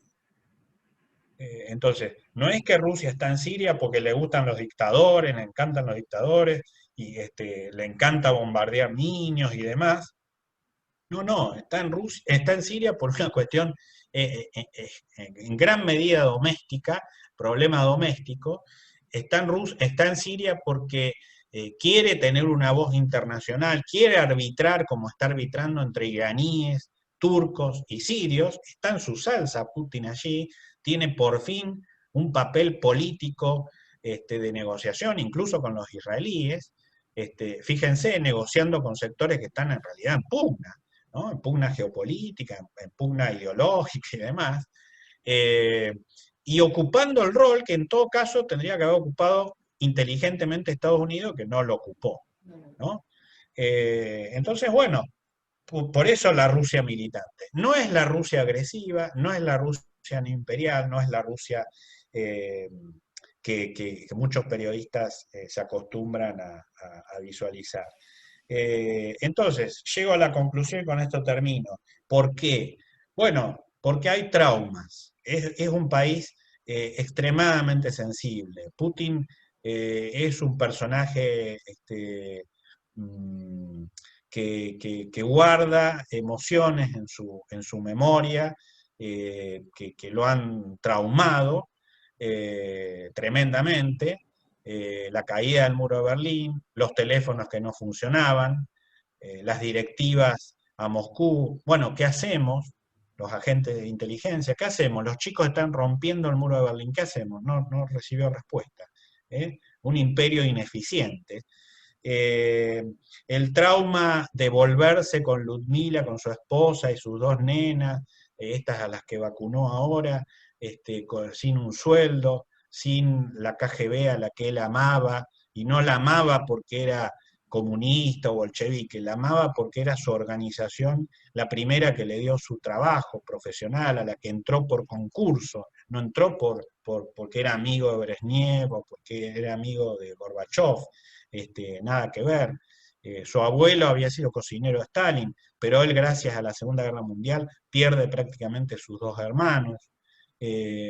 Bueno, ustedes dirán, pero ¿cómo? Un gobernante regido por traumas emocionales. Bueno, en Occidente también hemos tenido muchos así. Se disimula, en Argentina mismo, pero bueno, en un país como Rusia, por eso es tan claro que Putin interpreta al ruso. Por eso los rusos tienen la popularidad que tienen. Bueno, cayó en el momento justo, en el lugar justo. No sé si Yeltsin imaginaba que él iba a ser tan importante para la historia rusa, y por eso tiene que seguir gobernando hasta el 2036, por una cuestión, digamos, de gran conciliación o identificación entre el pueblo ruso y ese liderazgo. Hay un consenso identitario también, claramente. Hay 3 Rusias ahí moviéndose constantemente. Una Rusia liberal, más occidental, más europea, así como Ucrania la tiene. Bueno, a esa opción Rusia también la tiene. Está vívida en los más jóvenes, está vívida en los más globalizados, está vívida en los que quieren una democracia por fin liberal en Rusia, un experimento que en Rusia lamentablemente siempre terminó mal, porque nunca pudo plasmarse.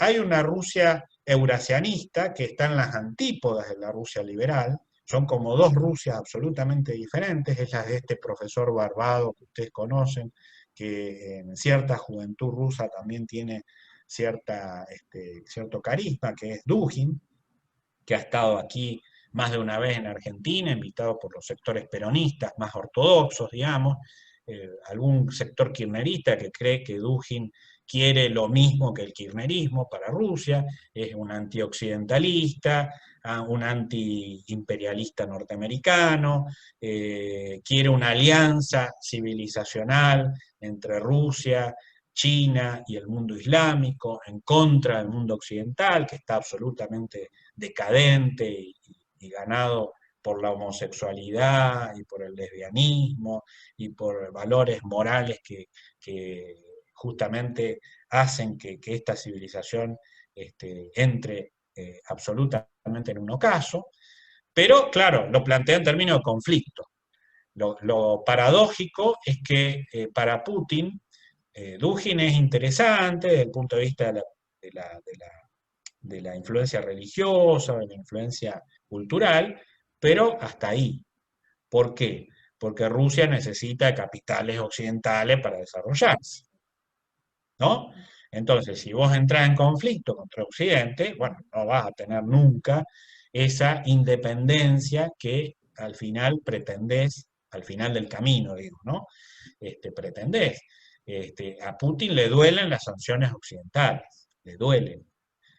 Podrá articular un discurso de cierta autonomía, de diversificación de sus exportaciones, buscará nuevos mercados, se aliará momentáneamente con China, pero ese cuento de que vamos a ver a Rusia segundona de China, no se lo cree nadie en Rusia, ¿no? Rusia no va a aceptar jamás un rol de segundón de China.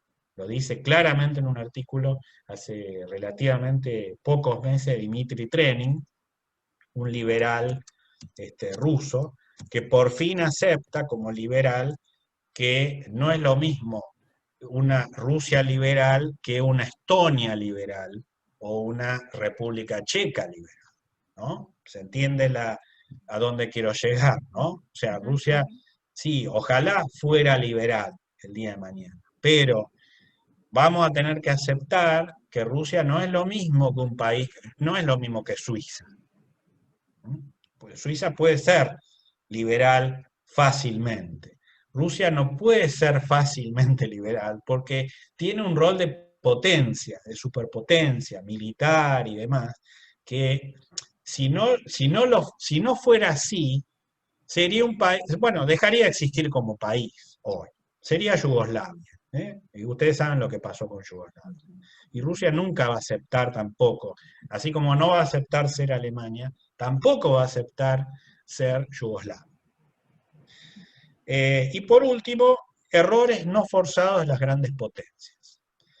Y esto tiene que ver con la elección de noviembre en Estados Unidos. Si gana Biden, va a ser una muy mala noticia para Rusia.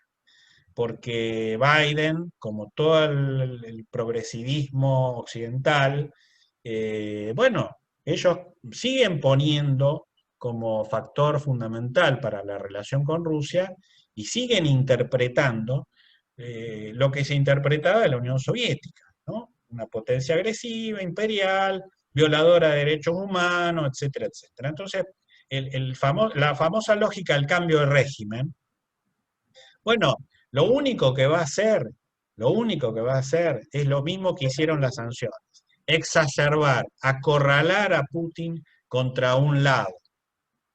Lo único que va a hacer es generar una Rusia más a la defensiva contra Occidente. Entonces, lamentablemente, eso es un error. Eso es un error. Y es un error de Occidente. Entonces Occidente tiene que cambiar la lógica de tratamiento con Rusia. Si quiere tener a la larga, como todos creo que queremos tener, una Rusia democrática y liberal. pacífica, por supuesto, no agresiva, por supuesto. Pero si no quiere tener, si no quiere tener eso, bueno, obviamente los errores de percepción van a agudizar esa lógica de fortaleza sitiada en la que se ha ubicado Rusia, lamentablemente, en los últimos años. A veces contra sus propios deseos. Bueno, con eso termino. Dejo abierto a las preguntas. Creo que son tres partes muy interesantes las que he tocado, pero bueno, seguramente hay muchas preguntas en torno a esta relación tan especial que tienen ucranianos y rusos. Bueno, la verdad que todavía sigo pensando la cantidad de cosas, como 5 hojas anoté con todo lo que me dijiste. La verdad que Occidente, bueno, ahí tenés los aplausos, después podés leer lo que dice el chat, pero Bueno. la verdad que Occidente tiene que cambiar la relación con todo el resto del mundo, ¿no? O sea, no estamos a principios de 1900 donde dominaban el 84% de la Tierra, sino que habría que respetar un poco más. La verdad que visto desde la idiosincrasia rusa es fantástico, es apasionante. Y vos sabés que mi área es otra, igual, pero es apasionante realmente. Me quedé pensando en Petrov de House of Cards, mirá lo que te digo, ¿no? Sí, porque hay algunas cosas que se plantean ahí. No sé si querés que te lea el chat o te lo resumo o lo querés ir leyendo. Dale, yo voy Hay también algunos, leyendo. hay algunas Pero preguntas que tienen que ver con si vos podés dar el enfoque constructivista de la misma cuestión. Yo creo que fuiste diciendo algunas cosas de esto, que las sí, mechaste creo que en lo el fui medio, pero diciendo puedes sin hacer, decirlo, digamos. sin Sin decirlo, decirlo. digamos, creo que hay algunas de esas cosas, pero si querés agregar algo más, por supuesto. ¿En qué forma la OTAN, digamos, se vincula de una u otra forma con Ucrania, o cuál es la relación que hay ahora respecto de esto? Después, si la doctrina del general Gerasimov, utilizada en forma amplia en este conflicto, pasó a ser la forma, digamos, de utilización de las Fuerzas Armadas rusas o no. Y déjame ver una cosa. Después hay una de la Segunda Sí, es Guerra que, funcional, funciona. claro, y ¿qué opinás del argumento de la anexión de Crimea y la intervención en Siria, que corresponden a una cuestión doméstica de Rusia? Algo de esto también dijiste. Bien. O si obedecen a otras cosas. No sé si querés ampliar un poco eso, y ahora me Bueno, fijo qué a más ver, tenés. voy por parte. El tema de la doctrina Gerasimov, sí, le ha venido como anillo al dedo, en todo caso. La distribución vos me presentaste como alguien interesado en el tema de políticas públicas. Bueno, es muy interesante, ahí resumo en parte lo que se me preguntaba. Toda política exterior para mí se nutre de un consenso identitario, por eso dije lo que dije. Y bueno, claramente en la coalición putinista es clave el rol de las Fuerzas Armadas rusas, ¿no? Porque él las levantó. No olvidemos la humillación del Ejército Rojo, volviendo cabizbajo, sin un salario, sin un empleo seguro, teniendo que vender los gorros, estos que nos gustan tanto, en los mercados rusos, ¿no es cierto? Porque no tenían que comer. Eh, un ejército que se vuelve perdidoso de Europa, no habiendo perdido nada, ¿se dan cuenta? O sea, la victoria desde el punto de vista de Occidente la interpretamos nosotros desde aquí, la victoria de un lado, pero ellos no Totalmente, sí. interpretan eso. Interpreto, Ellos claro. creen que fue una derrota que no fue derrota, que fue un empate en todo caso, y en todo caso que fue una entrega de un traidor llamado Gorbachev, que para nosotros fue un gran político, un gran estadista, un gran idealista, pacifista, pero para ellos no. Para ellos es un traidor, es un empleado de la CIA y demás. O sea, fíjense las percepciones tan distintas, ¿no? Entonces, eh, la OTAN se expande a espaldas, digamos. Rusia tuvo que aceptarlo con la promesa que en algún momento sería parte de esa OTAN.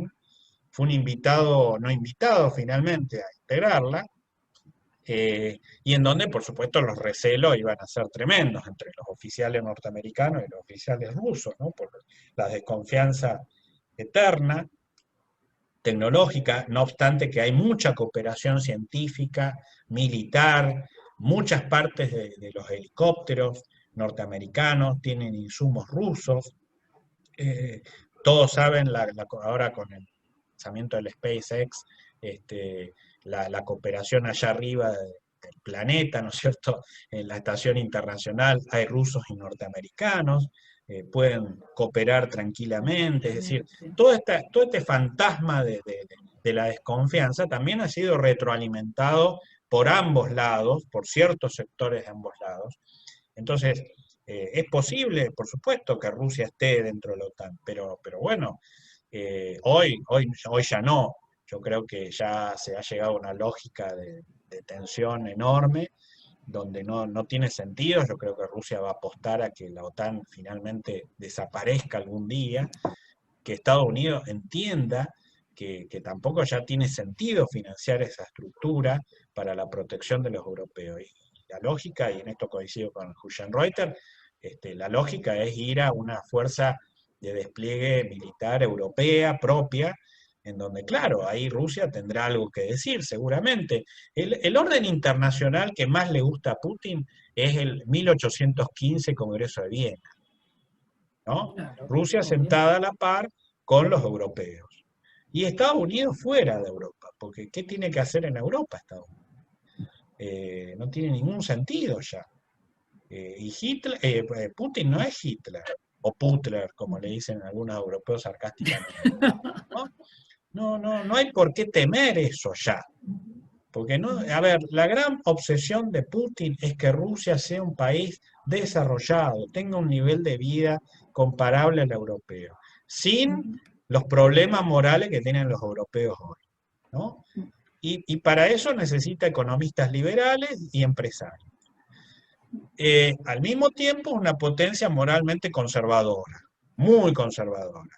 Vean los discursos de él, vean el peso que tiene la Iglesia Ortodoxa, y ahora, a propósito de esto de Ucrania, se va a empezar a globalizar, porque esta lucha del cisma ortodoxo se va ahora a llevar a todo el mundo. Entonces la Iglesia Ortodoxa rusa va a recibir financiamiento del Estado ruso para ganarle, ya que no se la puede ganar en Ucrania, se la va a intentar ganar en todo el mundo, ¿no?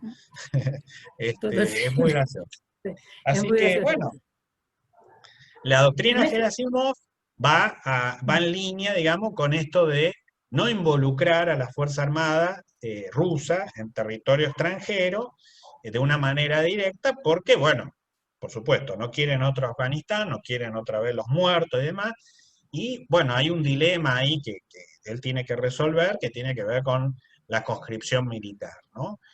Un ejército que se precia de ser tecnológicamente avanzado y demás, no puede seguir teniendo chicos de 18 años que hacen maestría, doctorado hasta los 27 para evitar formar parte, por supuesto, voluntarios para pelear en Ucrania hay, por supuesto, chicos de extrema derecha hay, pero bueno, Putin al mismo tiempo ha tratado de, no sé si han visto videos de la Deutsche Welle, ha tratado de fomentar en los chicos, para que no se dediquen a las drogas y demás, vicios, que canalicen toda esa energía, toda esa fuerza que tiene el ruso, digamos, en peleas de boxeo y demás. Entonces ha fomentado el boxeo en las playas, ha fomentado que los chicos hagan judo, a él le encanta el judo, por supuesto. Entonces que canalicen toda esa violencia, digamos, toda esa energía física, machista, digamos, incluso a las mujeres, ojo, cuidado, porque las mujeres también forman parte del ejército y demás, en ese tipo de entrenamientos. Bueno, te paso una pregunta que me parece interesante de Aymara, que dice, desde una modesta ignorancia sobre el tema, entiendo que desde el desmembramiento de la URSS hay un proceso de restauración de la economía de mercado en el que podemos incluir no solo los territorios de la URSS, sino también la ex Yugoslavia, China, Corea del Norte, incluso Cuba. No es, se me perdió. A ver. Ahí está. No hay una competencia, más allá de las críticas que se pueden hacer de la economía. Hoy hay una competencia en los capitales occidentales y capitales ahí está. más ligados. Listo, se me fue. Los capitales. Leí recientemente que un 60% del PBI en Bielorrusia aún sigue controlado por el Estado. Ahora bien, esta disputa entre capitales por tener mayor injerencia deviene una mayor pobreza para el pueblo bielorruso. Quiero saber su opinión desde este punto de vista y cómo podemos hacer para explicar las demandas democráticas. Bueno, en esa transición, por supuesto, es muy diferente la transición post-capitalista en República Checa, en Polonia, en Bulgaria, en Rumania, y mucho más diferente en Rusia, Ucrania, Bielorrusia, Georgia, etcétera, etcétera.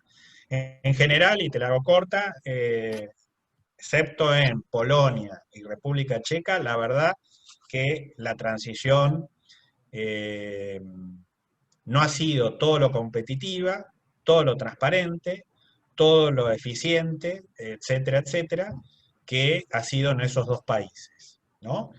En todos los demás países de Europa Oriental, voy a nombrar dos, como, bueno, Hungría, podría agregar tres, ¿no? Tres que han hecho bien los deberes, ¿no? Y en donde hay una economía moderna, eh, dependiente de Alemania, ¿eh? Dependiente de Alemania. Si ustedes van a Polonia, van a ver que Polonia prácticamente es una pequeña Alemania, ¿no? Con los subsidios de la Unión Europea al campo, etcétera, etcétera. Pero en el resto de Europa Oriental, bueno, entre la corrupción, entre los oligarcas, entre el matrimonio non santo entre política y economía, política y empresarios, etcétera, etcétera, etcétera, un Estado que es bastante ineficiente y demás.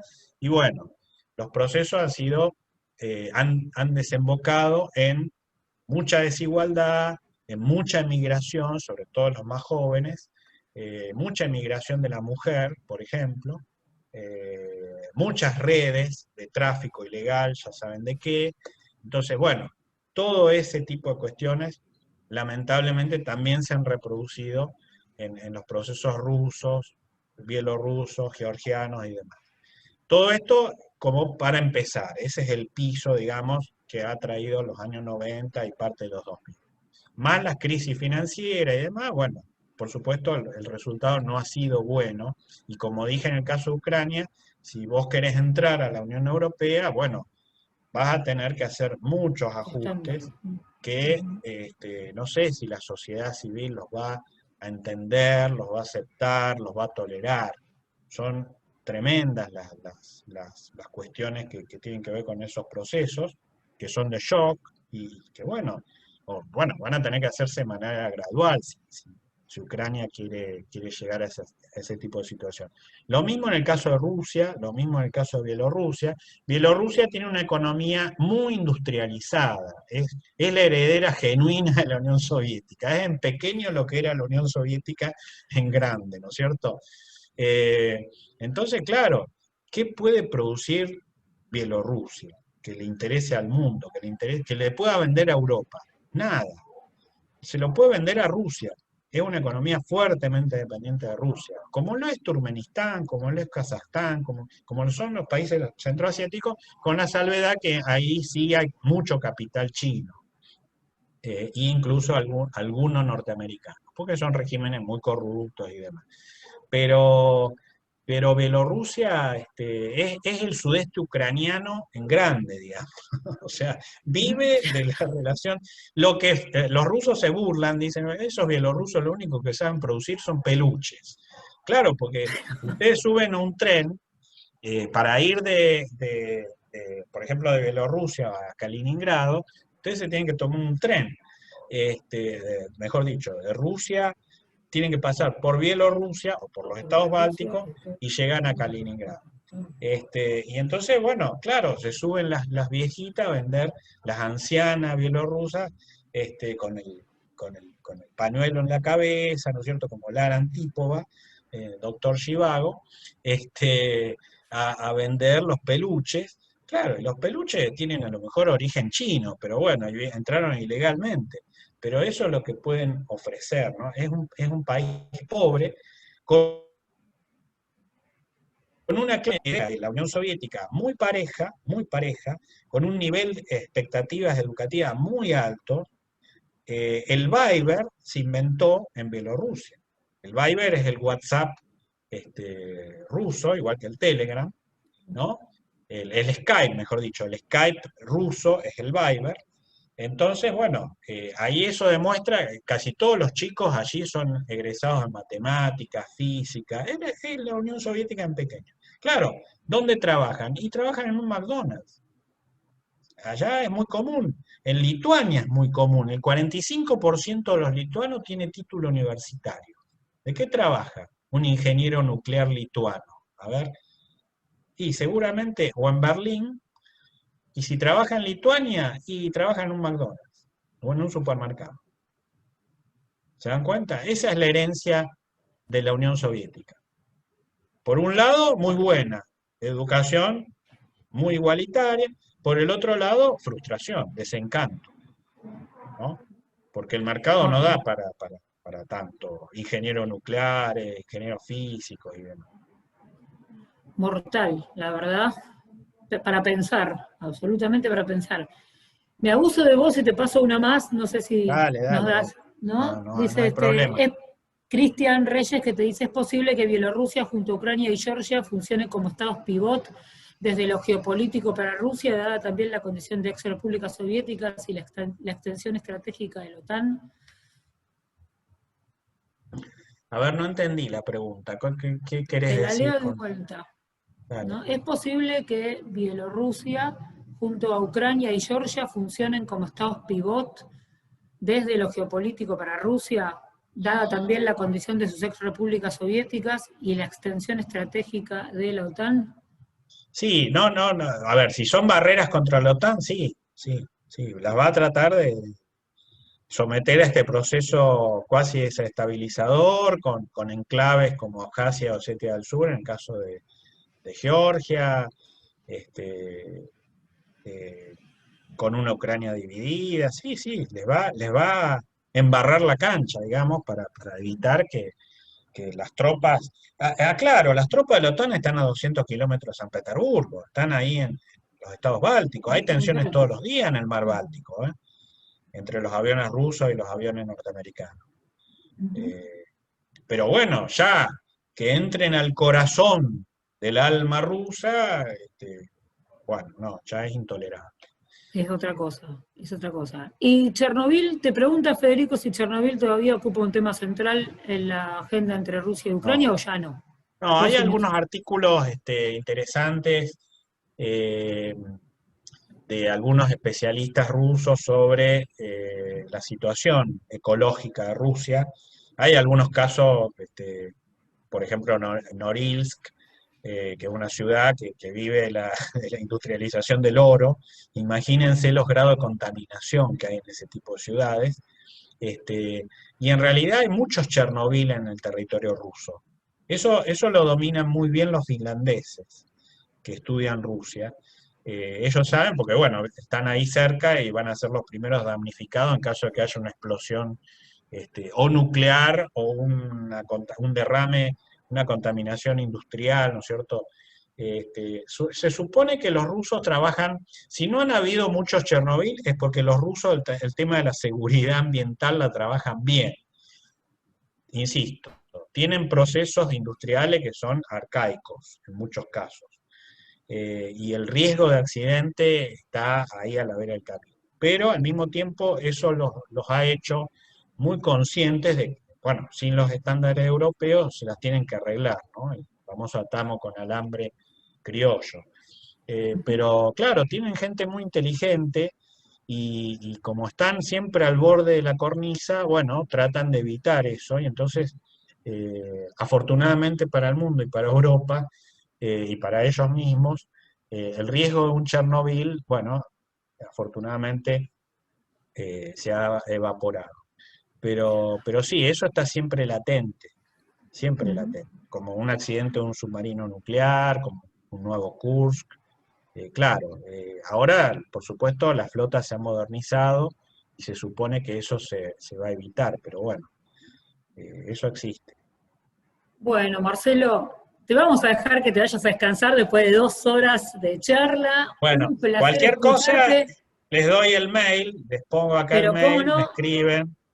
Marcelo eh, tiene una página web suya, Tengo una síganlo en página Twitter. web que En Twitter es no súper está dedicada a interesante. Rusia, pero bueno, es personal, pero hay algunos artículos, me buscan en academia.edu.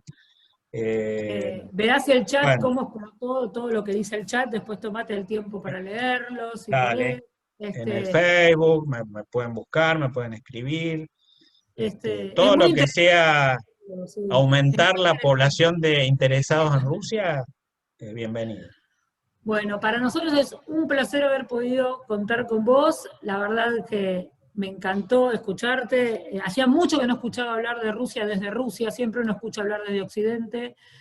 Y desde el realismo, ¿viste? Amigo, enemigo, todo para mí lo maniqueísta de por sí ya me parece que no, todo conspiratoide, ¿no? Todo así, no, no. Sí, o territorial, ¿no es cierto? Pareciera que... Absolutamente, creo que los que, viste, los que venimos de la historia pensamos que las cosas son otras cosas, no es así en realidad, para nada. Mirá, la ¿No? mayor desmitificación del realismo la da la propia Argentina, que no le da ninguna importancia Absolutamente. al mar que tiene, a los recursos naturales que tiene, bueno, así nos va, ¿no? Ella, Pero bueno. así nos va, pero tal cual, tal cual. Así que ahí hay mucha gente que te sostiene, se ve que tenés una troupe importante de gente que aparte dice aguante Putin, ¿no? O sea, aguante el constructivismo, acá ya, digamos, Bueno, parece no, una no, cancha de fútbol el chat, ¿no? no, no. Este, así que, bueno, muchísimas gracias por estar, te vamos a volver a convocar si no te molesta para hablar de otros temas.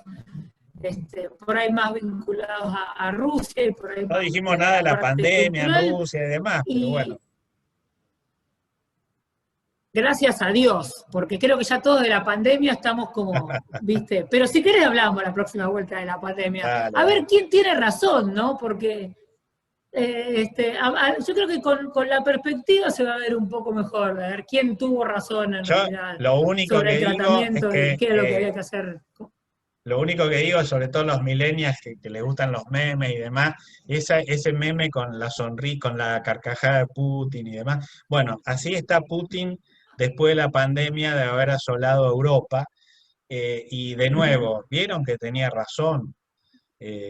Razón no en el sentido del virus chino, digamos, sino de este hecho de que Occidente está con la guardia baja, es decir, se comió una gran cantidad de muertos porque bueno, está débil moralmente.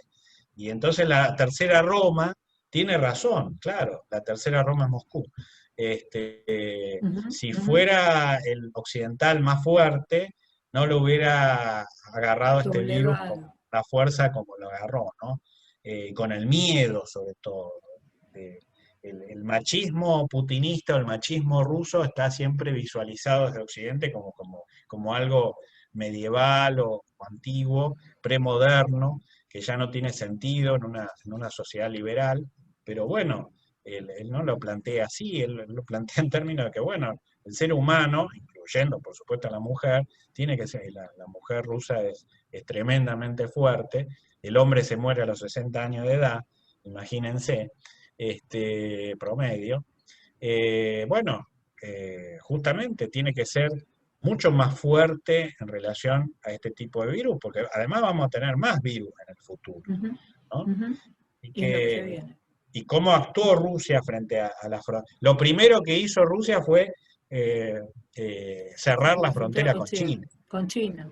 Claro. Lo cual revela la confianza que le tienen los rusos a los chinos, ¿no es cierto? Ya saben de dónde vienen los virus. Así que, bueno, sí, ojalá el mensaje sea interpretado y eso hizo que la primera, porque era una carrera, obviamente, Ujú, la ujú. carrera a la vacuna, y esta enseñanza desde 1768 en adelante, que Catalina se hacía vacunar ella, esto de que los políticos allá se tienen que vacunar antes, su Ujú, familia se tienen que vacunar ujú, antes que la sociedad, ¿no? Para ujú. demostrar también fortaleza. Fortalece, totalmente. Bueno, Marcelo, mil gracias, un placer tenerte, un placer escucharte y seguiríamos 3, 4 horas más, pero por respeto a vos, digamos, te vamos a dejar ir a trabajar. La La seguimos en las seguimos en redes la, sociales, dale, la seguimos o por las otra, redes. u otra ocasión. Cómo no. Muchas gracias a todos por haber estado, por haber confiado otra vez en nosotros. Y la seguimos todos por las redes y armamos otro encuentro, cómo no. Gracias, Marcelo, y muchas gracias a todos. Muchas gracias.